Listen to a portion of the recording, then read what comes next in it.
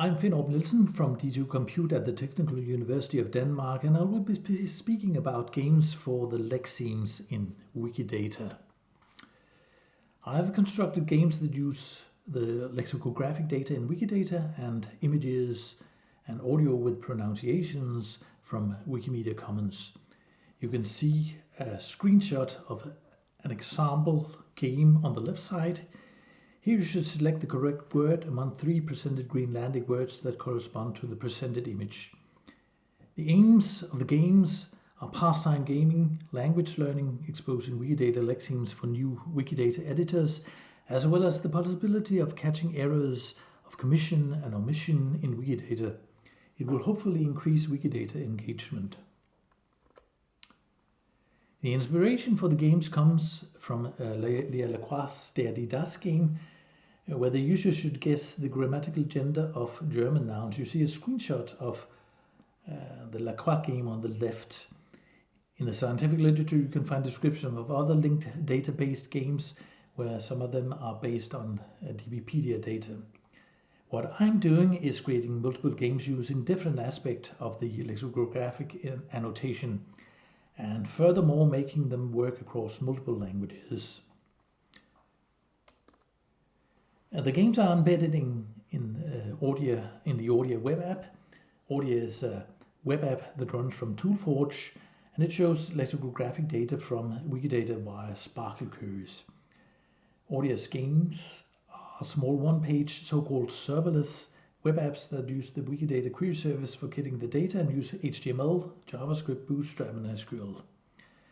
I want a simple system with minimal maintenance. The games are constructed via ChatDBG. I provide a detailed prompt consisting of several thousand characters with an explicit specified Sparkle query to get the data. And it is an iterative development process. After submitting the prompt to ChatGPT, I get a web app that I evaluate. If I'm not satisfied, I change and extend the prompt and submit a new prompt to ChatGPT to get an improved web app. I repeat it until I'm satisfied and merge the game into the codebase of Audia. There are currently 6 games implemented in Audia. On the left, you see screenshots of 2 of them. The other one is the guess word from pronunciation, where you can hear a word and should press the button corresponding to the word. This should be easy for the Tokipona language here. Below, you see a screenshot from a guess form from Word game. You are provided with a usage example that is missing a word. And you should identify the correct missing word form. You need to know the grammar of the language. In the screenshotted example, that would be Swedish grammar.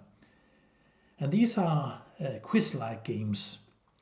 The Flying Dehyphenator game is a special in Audia. It's a Flappy Bird-inspired game. Hyphenation separated parts of a word come flying in from the right side of the gaming area. You need to build a complete word represented by a yellow bird from the parts, and you get a negative score if you collide with a wrong part and a positive score for correct parts. Once you have completed 10 words, you get a page with your performance result. So links are provided to other parts of Audia. Here the screenshot is for Guess the Gender game with the German lexemes. If you press